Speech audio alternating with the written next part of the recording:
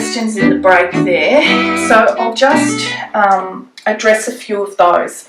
Now, someone was asking me about establishing your business values. Now, this, for example, is my values. So it's integrity, reliability, passion, and giving. And what you do with, again, coming back to the Solutions membership, it's all in there. And you take your team through an exercise. And the exercise is together you go through different adjectives for different values that you all decide as a team. You decide your individual values. Then you go through as a group, and what you start to see is that there's a lot of values that keep coming up that are the same for everybody. So from there, you establish, okay, our team values are great customer service, learning, supporting team members, whatever it is, they become your core values. So what that means that if there could be an issue of some description, you can address that with the team member. So it might be that you might notice a team member that's not exactly following your protocol on creating really good rapport with a new client. And you might be able to say to that therapist afterwards, was that in alignment with our values of great customer service? And that team member might then realise, oh, no, it actually wasn't, I'm sorry. So it's a way of keeping your team accountable, and it's a different way of sort of taking the onus away from you personally and putting it on the team values. So is that action in accordance with the team values? It's not sort of coming from you personally, if you know what I mean. It kind of separates sometimes the issue being directly with you and your team member. So that's why establishing values is really, really important. And revisit them, because your team could change in 6 months, 12 months, 2 years. You might have new team members coming on. Your business could be growing and evolving. Your team could be growing.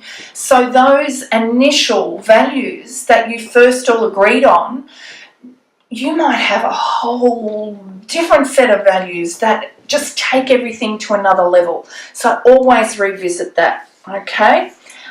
So again, that's in the Staffing 101 package that talks about values. Right.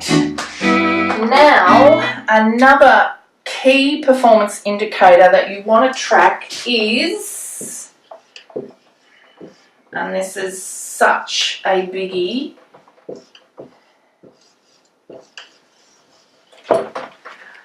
retention rate. Client retention rate. So we're looking at page 19 in the Salon Whisperer. And you need to track and measure this. And again, track and measure for the business as a whole and the team members. That's right. Because if you have a team member and you're tracking and measuring consistently their individual client retention rate. And they might have a client retention rate of a consistent 70 to 90%, sort of hovers in around there. And then all of a sudden it starts to drop 65, 60, 55. Whoa, there is a red flag. What's going on? So you want to address that. So you need to track and measure individual client retention rates. Now, it might be dropping off with one particular team member because you've heard a whisper that maybe they're setting up their own business. God forbid. I know, it happens. Or it could be, whatever. There might be a staff conflict going on anything it could be, but you need to talk to that individual team member and establish what the heck is going on, okay? And you wouldn't wait until it was dropping like that much and sitting back waiting. You're on it straight away so that you can deal with things. That's why you need to track and measure every single month. You want all these figures so that you can look at them and you can see what is happening. Now, if you want to grab my trackers, let's have a look here. There is a bit.ly link and you can grab these for nothing. It's just a small opt-in, so it's bit.ly to capital D for dog, Z for Zelda, N for Nelly, F for Fred, S for Sally, and K for kitten. If you go to that bit.ly link, you will find the weekly and monthly tracking charts that I've developed. And what this tells the individual is how they're tracking, because on the tracking sheet, they are able to record what their KPI is for the week. Then they're able to track how many clients have I seen for this week, how many new clients have I seen for the week, because it's really important that you're tracking the new clients coming through, because this is another red flag, because you want to track how many of these new clients are rebooking.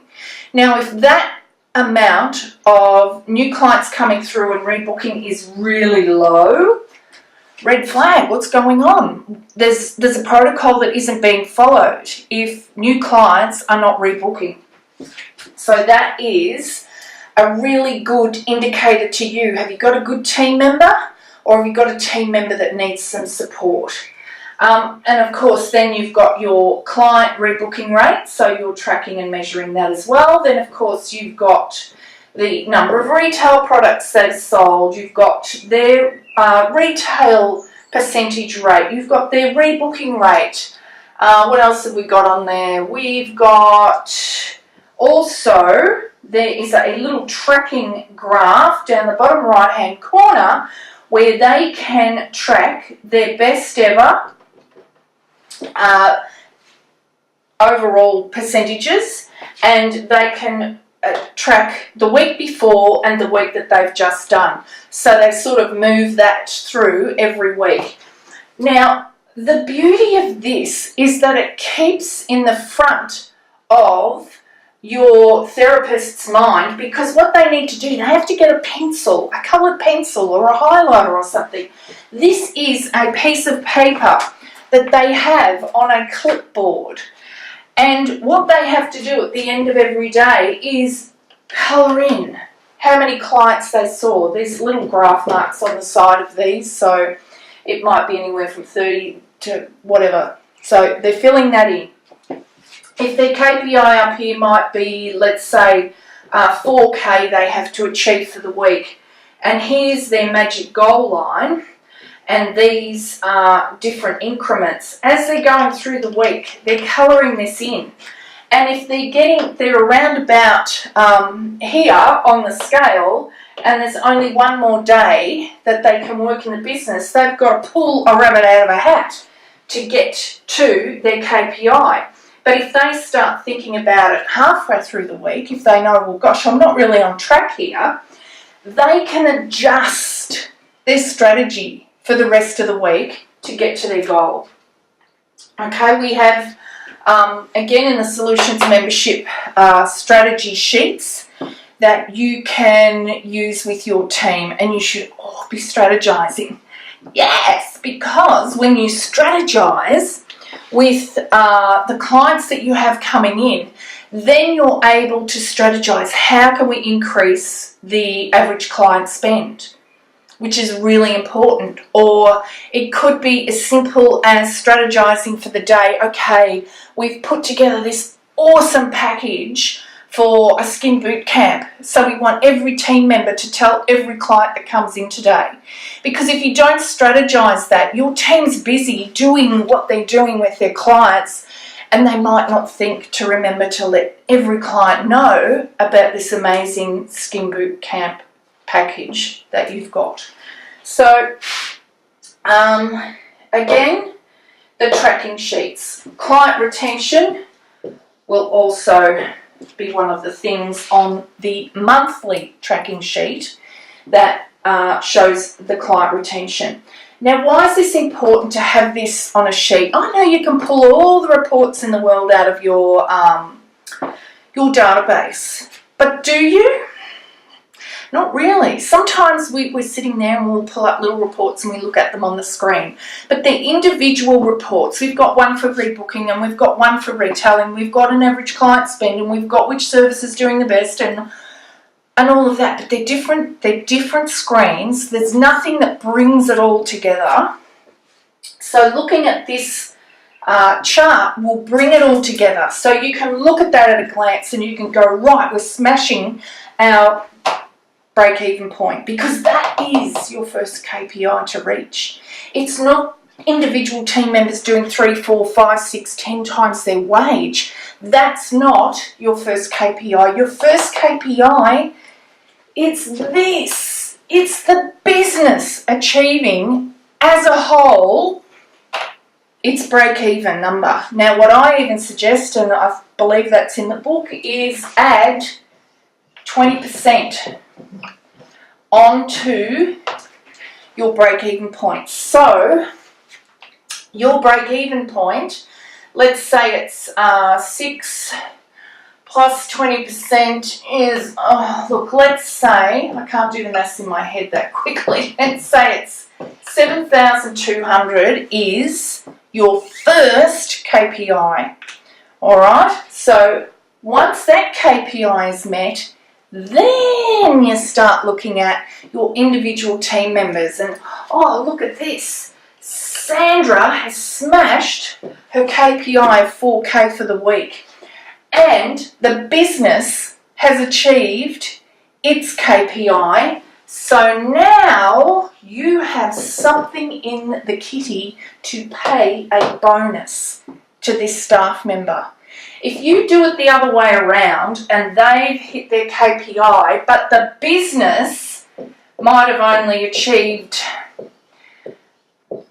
say, 5,900, which isn't anywhere near the 6 or the 7.2, because you've got 20% buffer in here to pay any bonus with. If you start taking that bonus out of that break-even point, hello, I haven't even achieved my break-even now. Interesting, isn't it? Yes. Okay, so this 20% is what you're using to pay these bonuses with. Now, hopefully you've got 3, 4, 5, different team members that are achieving their KPI. So this number then looks something like they might achieve, let's say, 15,900 for the week.